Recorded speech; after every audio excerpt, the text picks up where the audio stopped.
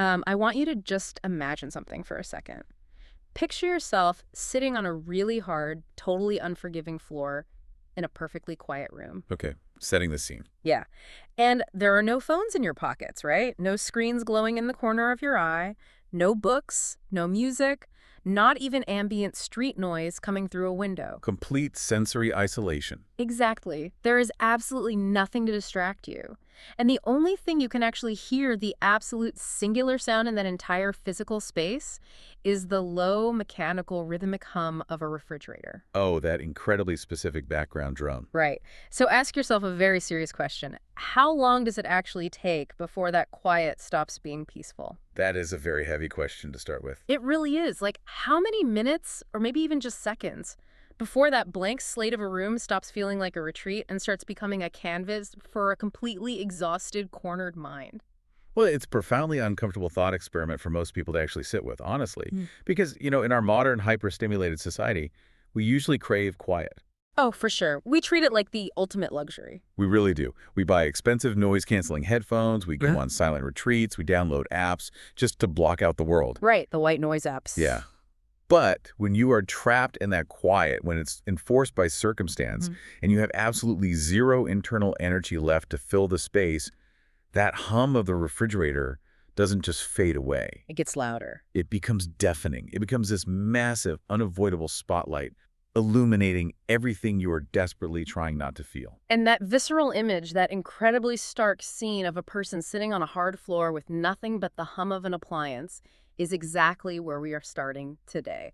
Welcome to today's deep dive. Glad to be here for this one. It's an intense topic. It really is. So our mission for this conversation is to unpack a singular, intensely profound source text. It's titled The Distance from the Edge. Such a great title, by the way. It is. And, I read a lot of accounts of survival for this show. We cover burnout, we cover resilience, the psychology of pushing through adversity, all of that. Right, the standard tropes of endurance. Exactly. But this specific piece of writing, it fundamentally changed how I view human endurance. It's just so raw. It's raw, but it's also deeply philosophical. And highly analytical, too. Oh, totally. It's a firsthand account of chronic, agonizing survival that completely blurs the lines between psychology, sociology, and pure cellular biology. What makes this text so vital to discuss is that the author isn't just recounting a difficult season of their life. They are essentially drafting a completely new physics of human endurance. A new physics. I love that phrasing. Yeah, because they are mapping out the exact granular mechanics of what happens when a human being is pushed entirely past their physiological and psychological capacity. But they're still forced to keep going. Right. They are mandated by biology and society to simply exist. We are looking at an ecosystem of total collapse. Because usually when we talk about endurance in pop culture or psychology, it's framed as this triumphant temporary state. The marathon mentality. Yeah. Exactly. You push through the proverbial wall, you climb the mountain, you survive the emergency, and then boom, there's a finish line. You get to rest. But here, there is no finish line. None at all. So today, we're going to deconstruct this author's unique framework for understanding endurance in a state of permanent emergency. We'll be exploring the literal physical cost of experiencing emotion, which is just wild. It's completely wild to read about. And we'll look at the mathematical illusion of survival. Which is such a brilliant concept. It really is. And finally, we're going to confront the shocking realization of what actually constitutes a quote-unquote safety net in our modern society. The author takes all of these immense abstract concepts and grounds them in a reality that is just incredibly fragile. But structurally, it's brilliant. It's a masterclass in adaptation, even if it's a really tragic one to witness. So let's start right where the author places us in the text. The architecture of their exhaustion. Right, back to the hard floor. Yeah, they describe sitting there for an hour, dealing with this maddening lack of distraction, and they talk about the sensation where their mind desperately wants to branch out. Like it wants to expand past the ream. Exactly. It wants to be more than just that singular present moment. But the author writes that they are surrounded by coals. Hot coals. That metaphor is so powerful. It is. And every time they try to reach out, every time they try to expand their thoughts beyond the immediate physical present, they touch these coals. And they get burned. They get burned. And because of that burn, they are forced to recoil back into a self that feels tragically, painfully constrained. We really need to look at the underlying mechanics of that coals metaphor. because it represents a complete inversion of what standard psychology teaches us. Right, especially regarding mental well-being. Exactly. Think about the modern mindfulness movement, which is virtually ubiquitous right now. Oh, it's everywhere. Meditate, be present, all that. Right. The foundational goal of mindfulness, from meditation to CBT, is to anchor yourself in the now. The prevailing wisdom is that anxiety lives in the future, Right. Worrying about what might happen. and depression lives in the past, ruminating on what did happen. Yeah.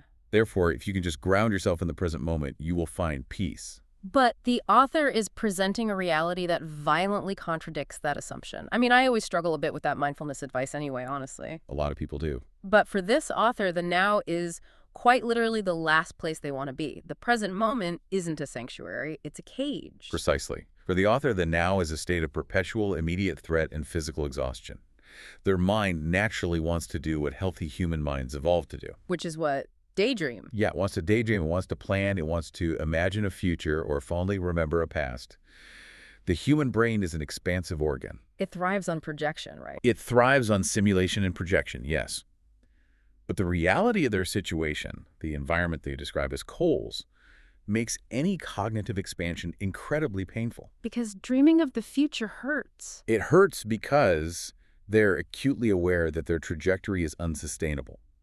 The future looks bleak, so looking at it causes a psychological burn. And remembering the past hurts because it highlights the staggering contrast of what has been lost. Former capabilities, health, peace. So they are subjected to what we could call forced presence. They are trapped in the now, not by choice, not by enlightened meditation, but by environmental punishment. You know, it makes me think of a sensory deprivation tank. Oh, that's a really interesting comparison. Yeah, because usually people pay good money for those. It's this luxury wellness trend. You float in salt water in the pitch black, finding your zen. Supposedly disconnecting from a busy life. Right. But imagine if you were locked inside one and you hadn't chosen to be there. It wasn't a break from a busy life. It was your entire life. In that scenario, the tank becomes a trap. Exactly. Your own thoughts become deafening because the environment offers absolutely no escape, no input, and no stimulation to distract you from your own physical discomfort. It's agonizing. So I have to ask, if the human mind is naturally expansive, what does it actually do to a person's core identity when their environment actively punishes them for trying to reach beyond the present? It creates a profound existential claustrophobia. When your environment constantly burns you for reaching out, your nervous system learns to shrink. Like severe classical conditioning. Classical conditioning at its most severe. Your identity becomes defined not by your potential, not by your dreams, but strictly by your perimeter. The tiny, safe area where you don't touch the coals. Right. And the author explicitly notes that the self cannot stand being such a small fraction of what it could be. That's so sad. You're consciously aware of your capacity for more. Yes, you know you have the capacity for more thought, more feeling, more action, but you are biologically and psychologically prohibited from accessing it. You're locked in a cage where the bars are constructed out of your own immediate suffering. And the tragedy is that the mind remains fully aware of the space outside. It's a horrible state of hyper-awareness. So, if the external world is made of these burning coals, the only natural instinct is to retreat inward, right? You touch something hot, you pull your hand back toward your core. That's the reflex, yeah. But as we progress through the text, retreating inward isn't a safe haven either. Because the internal world of this author is harboring a massive, incredibly volatile force of its own. This transition from the external threat to the internal threat is where the true scale of their situation becomes apparent. Yeah, they describe holding back an immense, almost unfathomable amount of despair. The exact phrase they use is the infinite universe of our internal self. Yes, they write that if they actually unleashed this despair, if they let it loose, it could fill that entire infinite universe. But they deliberately, actively prevent it from touching their body. Right, they don't let it physically manifest because they know, for a biological fact, that it would physically destroy them. Okay, let's unpack this. Yeah. Because the level of discipline required to execute that kind of compartmentalization is staggering. It sounds exhausting. It is. We need to look at what compartmentalization actually is neurologically. It is not just ignoring something. What is it then? It's an active, energy-intensive process where the prefrontal cortex essentially builds firewalls around the limbic system, the emotional center of the brain. Oh, wow. So they're building a mental firewall around what they perceive as an infinite force. Exactly. To do that requires a continuous, massive expenditure of cognitive energy. We often talk about compartmentalizing in therapy as a slightly unhealthy temporary coping mechanism, right? Like stuffing your feelings down so you can get through a workday. Right, just to function for a few hours. But in this text, it is elevated to a literal life-saving tourniquet, and there is a massive paradox happening here that I want to make sure you listening are picking up on. The contradiction of scale. Yes. On the outside, the author is constrained by the coals. They are forced into this tiny immediate now. They are too small. And on the inside. On the inside, they are holding back this infinite universe of despair. They are entirely too vast. So how does someone navigate an existence where zooming out burns you and zooming in destroys you? Where is the safe middle ground? Exactly. Where is the safe middle ground? Well, there is no safe middle ground. There is only a precarious suspension between two lethal extremes. That is terrifying. It is. And the text provides a deeply resonant biological metaphor to explain how they manage to maintain that suspension. They explain that they keep going, quote, not for ourselves, and yet for ourselves. Yeah, they compared their existence to being a single cell in a massive body. Which implies they are just a tiny fraction of a larger functional system, but a necessary one. Let's look at the biology of that metaphor because it's so fitting. Absolutely. A single skin cell or muscle cell doesn't necessarily comprehend the entire organism it belongs to. Right, a skin cell doesn't know the human has a mortgage or a relationship problem. Exactly. But it continues its cellular function, producing ATP, dividing, metabolizing, because it is intrinsically tied to the survival of the whole. If the cell just gives up, the tissue degrades. Right, and the author is utilizing this framework to explain their survival. They cannot break because they view themselves as part of this larger fabric of reality. Whether that's a family, a community, or just humanity in general. Yes, they can't just dissolve into the now completely and give up. But they also cannot allow themselves to perceive the whole picture of their suffering. Because if that single cell suddenly became aware of the immense crushing weight of the entire organism's grief. The sheer scale of that truth would shatter the cell wall. So they are forced to exist in this agonizing state of partial awareness. They must know enough to keep surviving, but remain blind enough not to be crushed. You know, it's like trying to run a massive server farm, but all you have is a single fraying extension cord. Plugged into a dying generator. Exactly. You can't let the servers go offline, because that's your purpose, but you also can't draw the power you actually need because the cord will instantly catch fire. That's a great analogy. The sheer amount of energy required just to maintain that containment, just to stop the fire from starting, it's unimaginable. Which leads us directly into what they describe next. Because you cannot run that kind of high-stakes containment protocol without burning through resources at an alarming rate. No, the math just doesn't work. Right. And that brings us to the core systemic failure the author is experiencing. They are running on an insurmountable deficit. This is a crucial turning point in the text, really. It's where the psychological strain violently intersects with the physical reality. Yeah. The author notes that their previous coping mechanisms are completely useless now. They specifically mention keeping logs. Which we can understand as journaling or meticulously tracking their symptoms, triggers, and daily experiences. But they've completely abandoned this practice. And the reason they give for abandoning it is chilling. They can predict every conversation, every symptom, and every response in advance. Yeah, they write that they can, quote, run the whole conversation in our mind before it happens. I found that so sad. It is sad. Journaling is usually how we find clarity or process new emotions. But for them, it makes keeping a log pointless because nothing changes. There is zero novelty. Neurologically, this is known as predictive coding. Predictive coding. What does that mean exactly? Well, the human brain is essentially an advanced prediction machine. It takes past experiences and uses them to guess what will happen next, simply to save energy. Oh, okay. That makes sense. But when someone is in a state of chronic, unchanging trauma or illness, the brain's predictive models become incredibly rigid. So the author's brain has modeled their suffering so perfectly that there is no deviation. Precisely. There is no new insight to be gleaned from journaling because the terrain is entirely mapped, and every road leads to a dead end. Wow. That lack of novelty, that lack of progress, is the ultimate hallmark of their deficit. You know, when we hear the word deficit in everyday life, our minds immediately go to finances. Bank accounts in the red, credit card debt. Right, struggling to make rent. And the author acknowledges that, yes, there is an overarching financial deficit, But they elevate the concept of a deficit far beyond just money. It's a total systemic failure. A biological, emotional, and energetic bankruptcy that no amount of money could immediately fix. It is a profound shift in how we understand resource depletion. They describe an autonomic nervous system that is completely misfiring. The details they provide are so visceral. They talk about trying to hydrate, but sweating constantly day and night. That implies a nervous system stuck in severe sympathetic overdrive.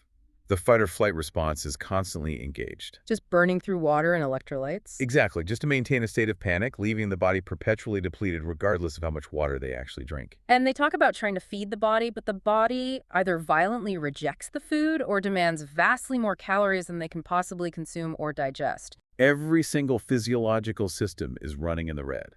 I really want to focus on how the text strips away the illusion that survival is a passive state. It is anything but passive. Right. We often think of surviving as just lying there waiting for the storm to pass. But the author shows that survival is an active, intensely calorie-burning, resource-draining mechanism. When you're stuck in survival mode, your body isn't resting.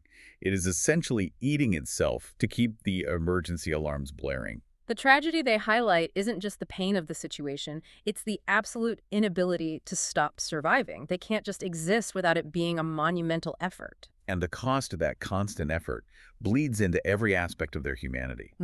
There's a specific detail in this section regarding the concept of play that completely dismantles how we view recovery. Oh man, that part really broke my heart.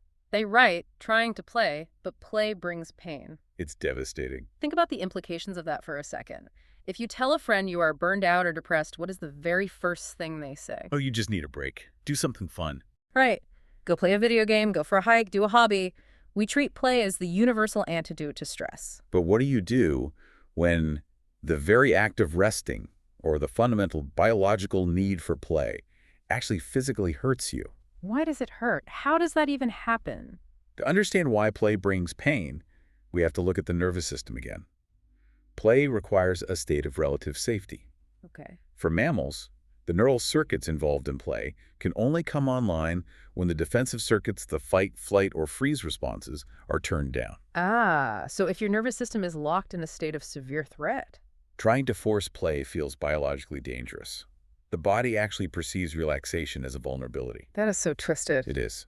Furthermore, if they are dealing with chronic physical illness alongside the psychological deficit, the literal physical exertion required for a hobby might trigger a severe symptom flare-up. So when play brings pain, you are effectively locked out of the primary mechanism that human beings use to downregulate cortisol. You're locked out of your own recharge cycle.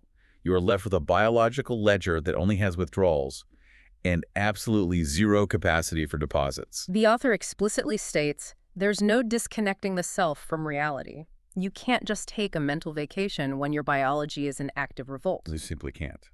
So, if we look at the big picture here, you have an individual who has reached a level of complete systemic deficit, bankrupt physically, emotionally, energetically. Yes. Now, in a functioning society, there is an implicit social contract, right? Society promises that if an individual falls this hard, there are safety nets. Medical, social, community structures. Exactly. Structures that are supposed to catch people when they are in free fall. But the author's experience utterly shatters the assumption that these safety nets actually function for those who need them most. The societal critique embedded in this text is incredibly stark. They just meticulously go down the list of accepted societal safety nets and explain exactly why they fail. They state clearly that there is no external safety coming for them. They write that friends can't handle the weight of it. Which is brutally honest. The community isn't designed for it. And they specifically bring up therapy. The language they use regarding therapy is brilliant. They write, therapy can't metabolize it. Metabolize. That's such an interesting word choice. I want to pause on that word. It is a biological term applied to a psychological process. Digestion and metabolism imply taking a complex substance in, breaking it down with enzymes, extracting the nutrients, and expelling waste. Wait, I want to make sure I understand this. Why can't therapy just break down the trauma like it usually does? Isn't that the whole point of going to a therapist? Normally, yes. But standard talk therapy relies on the patient having a baseline level of cognitive energy and physical safety. Okay. The therapist helps you process the past or reframe the present, which requires the patient to exert executive function.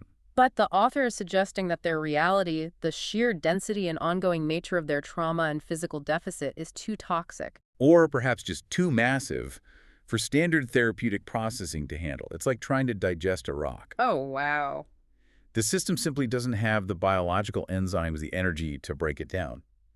You cannot talk therapy your way out of a physiological bankruptcy where your cells are starving for ATP. Therapy assumes the crisis is something you are recovering from, or at least managing from a place of relative stability. Exactly. For the author, the crisis is the permanent environment. That makes so much sense. If your physical body is actively rejecting food because it's so compromised, your mind might entirely reject standard cognitive behavioral coping strategies because it lacks the energetic bandwidth. It's just too heavy. It really is. And then we get to the anecdote they share about the social safety net, which is probably one of the most jarring moments in the entire piece. Yes, the interaction with the Ontario Works employee. Right. Ontario Works is a social assistance program in Canada. The author is navigating the bureaucracy of this, and the social worker says to them, what a shame it would be to end up on disability that's so little. And the worker says this sympathetically, right? Viewing disability as a tragic reduction in the author's quality of life. And the author's internal response to that sympathetic comment is just a complete gut punch. They think to themselves, that's more than we've ever had. If it's so little, why isn't it here now? That brief interaction exposes a massive gaping chasm between the administrators of the safety net and the actual reality of the people falling into it. Because to the fully functioning social worker, going on disability represents a loss of income potential, a loss of career identity. A relegation to poverty-level stipends. But to the author, who is running on an unfathomable systemic deficit, that meager disability stipend does not represent a loss. It represents an unreachable oasis of baseline stability. It represents a floor. And their search for that floor gets even darker, because the author realizes that in the absence of true community or medical salvation, the only help that actually matters comes in the form of rigid external structure. They need something outside of themselves to hold up the walls of their life, because they have no strength left to do it. And the two examples they explicitly list as providing this kind of structure are disability and incarceration. We have to really analyze the gravity of that statement.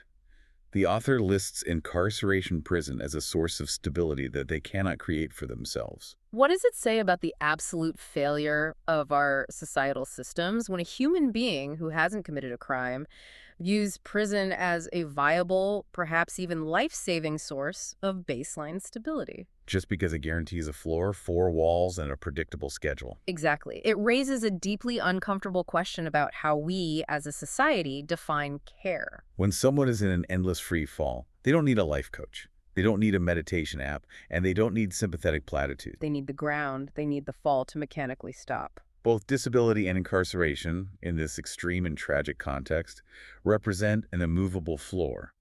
They removed the burden of having to invent survival every single day. But the ultimate tragedy, the author notes, is that both of these saving graces are agonizingly slow or impossible to attain. The bureaucracy of disability is so thick, the forms so complex, the waiting period so long. That even if the structure is out there, the author doesn't know how they can biologically survive long enough to reach it without failing completely. The administrative burden of the safety net actually accelerates their collapse. So with no external safety net coming fast enough and their internal resources completely depleted, the author is backed into a terrifying corner. They have no choice but to invent their own, highly customized physics of survival. And that leads us to the absolute defining concept of this entire deep dive, the metaphor that gives the text its title, The Distance from the Edge. This section of the text is where it elevates from a poignant recount of suffering into a profound, almost mathematical philosophy of human endurance. They introduce a core thesis that just completely changes the way we look at progress. They state the distance from the edge is not just a function of size, it's a function of trajectory. Here's where it gets really interesting. Yes. I had to read this specific part of the text 3 times to fully wrap my head around the mechanics of what they were saying. It's dense. It is. The author knows, with absolute certainty, that their trajectory is heading toward the edge of a cliff. Their biological and financial failure is inevitable if things don't change. They are moving forward toward the drop. But they manage to survive day by day by shrinking exponentially. What they're describing is essentially a psychological and sociological application of Zeno's paradox, Zeno's paradox. Remind us what that is. specifically the dichotomy paradox from ancient Greek philosophy. The paradox states that to reach a destination, you must first travel half the distance. Right, okay. Then you must travel half the remaining distance, then half of that remaining distance, and so on infinitely. Because you can always divide the remaining space in half. Mathematically, yes. Which means you should never actually reach the destination. You just keep dividing the space into infinitely smaller fractions. And the author is brilliantly applying this mathematical concept to their own identity, their desires, and their daily needs. If you are moving relentlessly toward a cliff, but you shrink the footprint of your life faster than you are moving forward, you create a powerful perceptual illusion. I want to try to give a visual analogy for you listening right now, just to make sure this highly theoretical concept lands. Please do. Imagine you are driving a car down a road and the brakes are completely cut. You are accelerating toward a massive, solid brick wall. You cannot stop the car and you cannot turn the wheel. That is your trajectory. Exactly. But imagine inside the car you have a magic button that instantly shrinks your car by half. So, as the wall approaches, you press the button. Suddenly, your car is half its original size. Because you are now much smaller, the wall suddenly looks much further away, right? Right. The physical distance relative to your new size has actually increased, so you keep driving, the wall gets close again, and you press the button again. You are now a quarter of your original size. The wall looks even further away. You are giving yourself the illusion of a pause. Maybe even the illusion that you are backing up away from danger, because the space between your front bumper and the wall keeps stretching relative to your new, tiny scale. That is an excellent way to visualize the mechanics of their survival. But the devastating tragedy of the paradox, as the author acutely points out, is that shrinking the car does not change the laws of physics. Shrinking the car doesn't change the fact that the engine is still running. And the car is still moving forward. The forward momentum is entirely untouched. The absolute center point of who you are at the macro scale of the real world is still approaching that catastrophic edge. They read a line that honestly haunted me. They say, it means you must continue to reduce the self to control the direction. You buy time by taking up less space in the world. You have fewer needs, you ask for less help, you want less, you dream less. You shrink your appetite for food. You shrink your expectations of friendship. You shrink your hope for a career. You just keep cutting away pieces of your humanity to make the cliff look further away. From a purely pragmatic standpoint, it is a brilliant strategy for short-term survival when you have no other options. It reduces the immediate cognitive and emotional load. But the author is highly self-aware, right? They know it is ultimately a terminal strategy. Yes, adjusting the scale of your life adjusts the immediate daily experience of the trajectory. It lowers the panic for a few hours. But once you zoom back out to the macro level, the level of paying rent, sustaining organs, existing in society, the overarching doom is still right there. As the author eloquently states, it's survival. But it isn't getting away from the danger, it's just gaining time. But shrinking yourself to survive like that, it is an incredibly complex, exhausting psychological maneuver. It's exhausting just to think about. You're constantly doing this horrible high-stakes calculus every single morning. How much of myself do I have to erase today just to make it to tomorrow? Which need can I ignore? Which pain can I minimize? And yet, society demands that the author manage this complex equation entirely alone, which leads the author to make a really profound observation about how society treats adults versus how it treats children. Especially when they're completely overwhelmed by their circumstances. The author presents a hypothetical situation that highlights the profound absurdity and cruelty of their reality. They argue that if you took this exact equation, this balancing act of massive deficit, internal despair, the lack of a safety net, and the desperate need to shrink just to buy 24 hours, And you handed that exact same equation to a 5-year-old child. society's response would be unanimous, immediate, and compassionate. Everyone, doctors, teachers, neighbors, would immediately look at the child and say, that's impossible. This child is in crisis. They need external support. They need an adult to intervene immediately. Nobody would expect the 5-year-old to do the math. Precisely. But because the author happens to inhabit an adult body, society's response entirely shifts. The compassion just vanishes. It's replaced by an expectation of independence. The societal response becomes, well, you're an adult. Figure it out. Balance the equation yourself. Pull yourself up by your bootstraps. The author points out the underlying cruelty of tying societal empathy and structural support strictly to chronological age, rather than tying it to an individual's actual capacity. Or the objective, crushing weight of the burden they are carrying. They write that speaking to them like a normal, functioning adult is incoherent. That's such a strong word. Incoherent. It means it literally doesn't make sense. It's basically commanding them to do the impossible. It's like walking up to someone with two shattered femurs and giving them highly technical advice on how to run a better sprint. The advice itself might be sound for a runner, but for the person on the ground, it is incoherent noise. Exactly. And so, to cope with this impossible demand from the adult world, the author adopts the methodology of a child. They adopt what I like to call the strategy of ingredients. Yes, the text outlines this strategy very clearly. If you can't figure out making a meal, you eat an ingredient. If you can't figure out paying something, you forget about it. Now, I want to play devil's advocate for a second. When I hear someone say they just eat a raw piece of bread or a slice of cheese instead of making a sandwich, My initial gut reaction, and probably the reaction of a lot of listeners, is that this person is severely depressed and has simply given up. how does the author frame this as anything other than a failure of willpower?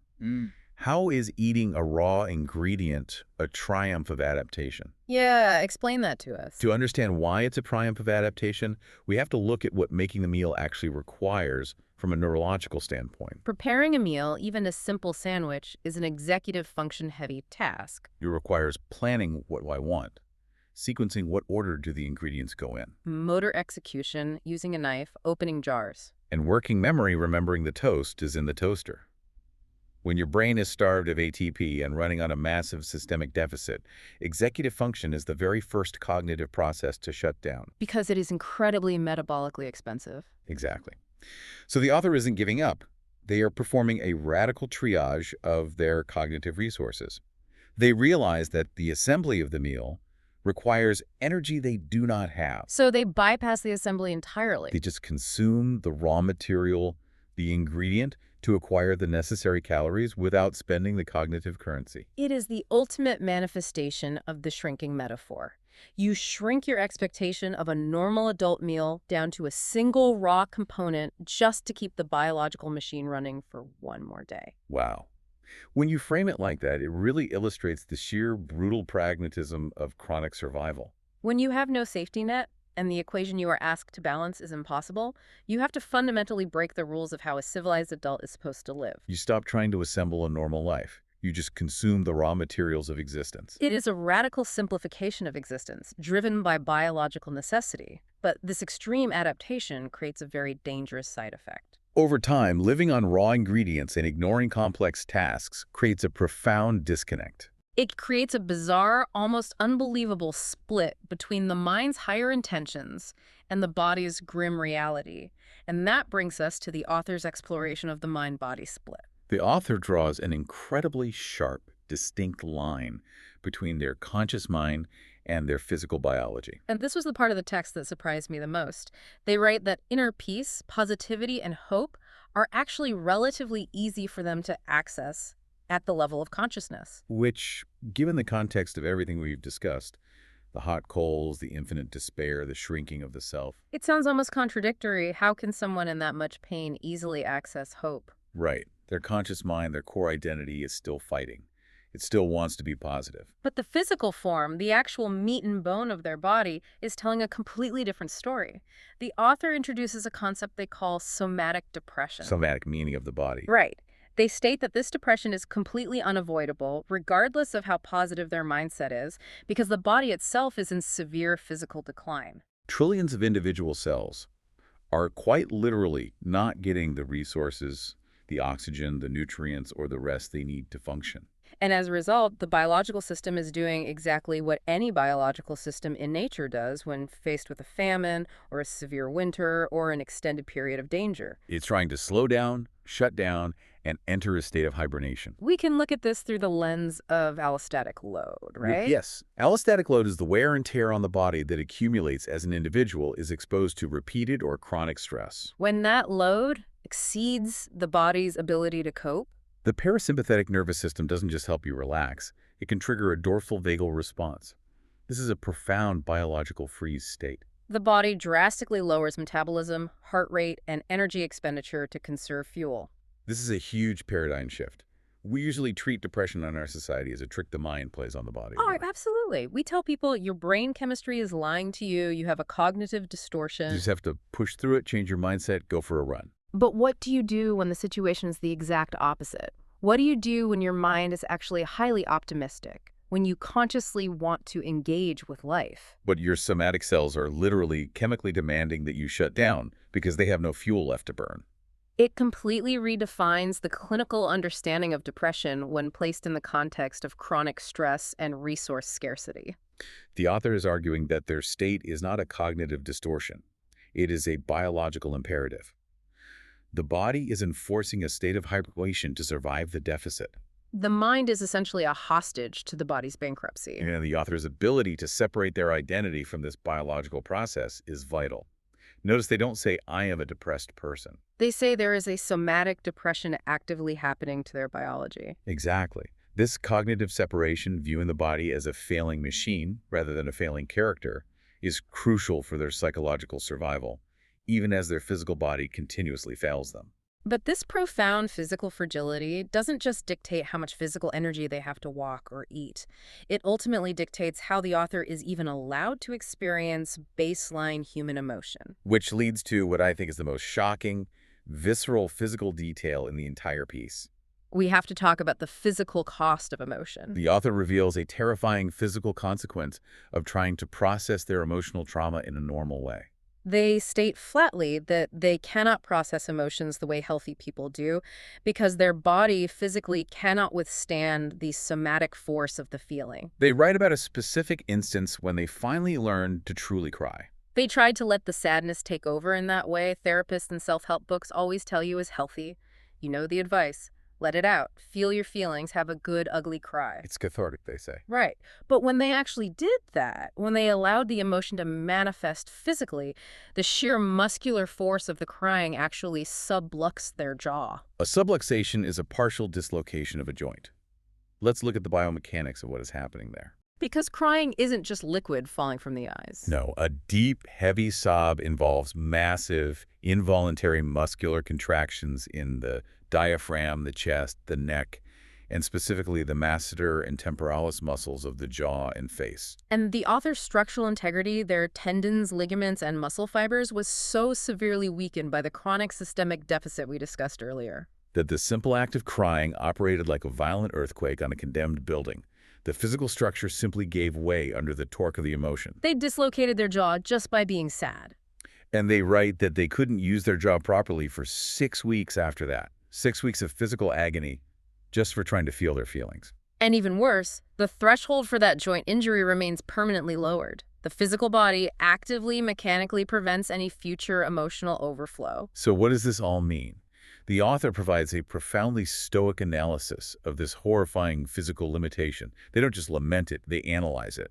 They theorize that this jaw dislocation, this literal inability to cry without destroying their own skeleton, might actually be a bizarre saving grace. A balance point, they call it. Exactly, a brutal biological balance point. Mhm. Because the frail body cannot handle the physical strain of crying, it forces the author to keep their logic intact. It violently prevents them from falling into a chaotic emotional flood that could lead to self-destructive acting out or total psychological collapse. The extreme frailty of the physical body becomes an iron cage that protects the rational mind from being swept away by that infinite universe of despair we talked about in the beginning. It is deeply, fundamentally unfair to be denied the basic human catharsis of a good cry because your skeleton literally can't take the pressure. It means they never get to process their grief at the intensity it is actually meant to be felt. Right. They are trapped in the rational, logical, calculating mind because accessing the emotional mind is too physically dangerous. It's the ultimate manifestation of the mind-body split.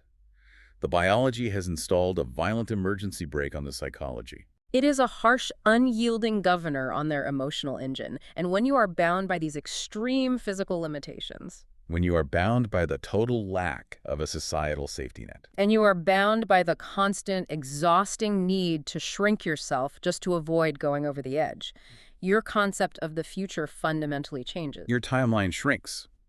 And that brings us to the conclusion of the text. In the final lines of the piece, the author's perspective narrows down to a single seasonal horizon.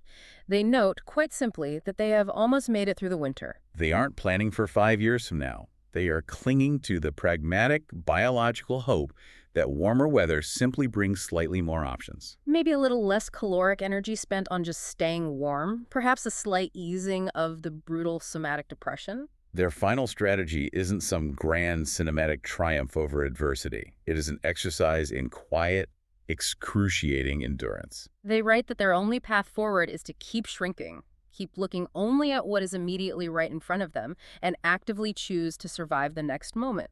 Yeah. And then the next. For as long as their biology allows. It is a sobering, heavy reminder of the sheer, invisible resilience required just to tread water when the current is actively trying to pull you under. I want you listening to think about the invisible, monumental battles people around you might be fighting right now, just to maintain the illusion that they are standing still. We walk past people every single day in the grocery store or at work who are doing this impossible, agonizing math in their heads. Exponentially shrinking their needs, eating raw ingredients, calculating the physical cost of a tear. Just to buy another 24 hours away from the edge. Reflect on the external structures in your own life. The safety nets, the supportive friends who can handle your weight. The baseline health, the financial resources. These are things we often take for granted, but they are exactly what prevent us from having to shrink ourselves just to survive. When you don't have to spend every ounce of your daily energetic bandwidth artificially expanding your distance from the edge, you possess a profound privilege. It allows you to grow, to reach out, to play without pain. It really does. And I want to leave you with one final provocative thought to ponder today, something that builds on the mathematical reality of everything we've discussed. The author relies on this brilliant concept of shrinking to buy time, right? Using Zeno's paradox to artificially keep the edge of the cliff at bay. But what happens when you follow that math to its absolute inevitable conclusion? What happens when you reach the quantum limit of the self? If survival in a broken system requires you to constantly divide yourself, To continually reduce your needs, to erase your desires, and minimize your footprint, just to artificially expand the distance to that cliff. does there come a point where the self becomes so entirely microscopic, so fundamentally reduced, that surviving and disappearing become the exact same thing? Think about that the next time you ask someone how they're doing and they tell you they're just surviving. Until next time, keep diving deep.